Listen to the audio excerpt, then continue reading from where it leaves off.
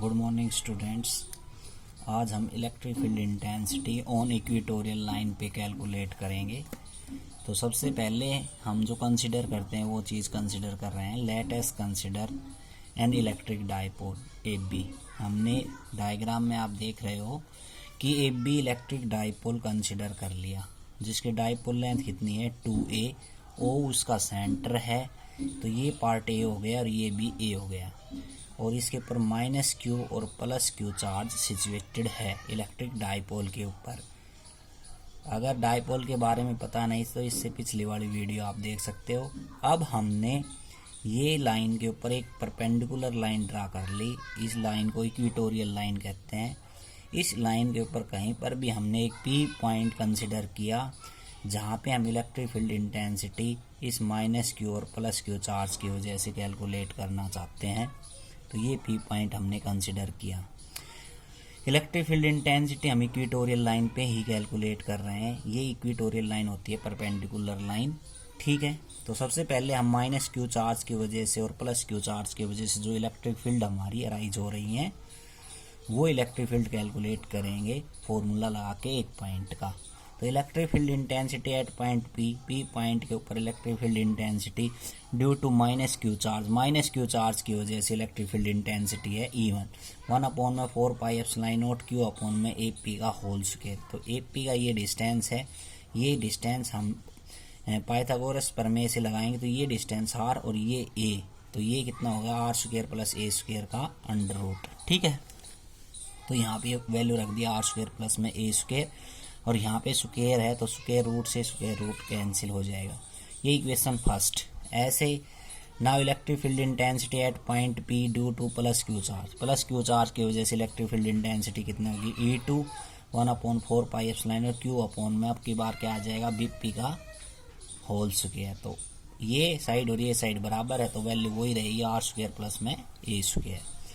तो R² + में A²। Equation number second. दोनों इक्वेशन से हम ये देख रहे हैं कि दोनों की वैल्यू सेम है मैग्नीट्यूड के अंदर। तो E1 और E2 आपस में क्या है बराबर। तो total electric field intensity equatorial line के ऊपर कैसे कैलकुलेट होगी, तो उसके लिए हमें क्या करना पड़ेगा। तो +1 के अंदर हम वेक्टर्स पढ़ते हैं। तो इलेक्ट्रिक फील्ड इंटेंसिटी एक वेक्टर क्वांटिटी है। इस क्वांटिटी को हम रिजोल्व करेंगे दो कंपोनेंट्स के अंदर, ठीक है। तो कैसे करते हैं देखो, page number 24। E1 and E2 can be resolve into two rectangular component. E1 electric field को भी रिजोल्व करेंगे और E2 को भी रिजोल्व करेंगे। तो एक E1 sin theta along PO हमने कर लिया और E1 cos theta along PR parallel to AB।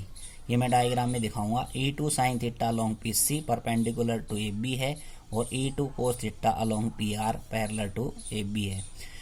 E1 sin theta और E2 sin theta are equal in magnitude and opposite in direction, so they are cancel to each other. अब ये सारी बात मैं वहाँ पे समझा रहा हूँ डायग्राम के अंदर।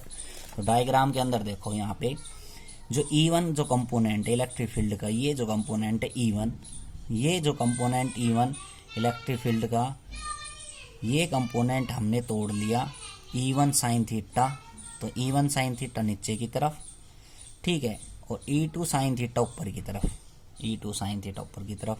ऐसे ही ये जो कंपोनेंट E2, इसको भी हमने तोड़ लिया E2 cos थीटा और E1 sin थीटा। तो परपेंडिकुलर टूटता है और पैरेलल कैसे टूटता है E1 cos थीटा हॉरिजॉन्टली, ठीक है। ऐसे ही E2 sin थीटा ऊपर की तरफ और E2 cos थीटा हॉरिजॉन्टली, और E1 sin थीटा परपेंडिकुलर नीचे की तरफ और E1 cos theta parallelly.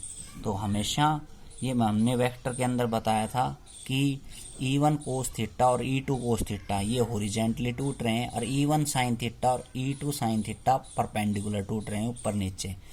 E1 sin theta और E2 sin theta equal and opposite है, ये कैंसिल हो जाएंगे। तो कैंसिल हो जाएंगे। टोटल इलेक्ट्रिक फील्ड इंटेंसिटी के कौन से कंपोनेंट होंगे E1 cos थीटा और E2 cos थीटा, ठीक है। ये अलोंग क्या है PR, ठीक है, अलोंग क्या है PR। तो देखो total electric field intensity is given by E बराबर E1 कोस थीटा प्लस में E2 cos theta. Sine theta के component equal and opposite magnitude होने की वजह से कैंसिल हो गए।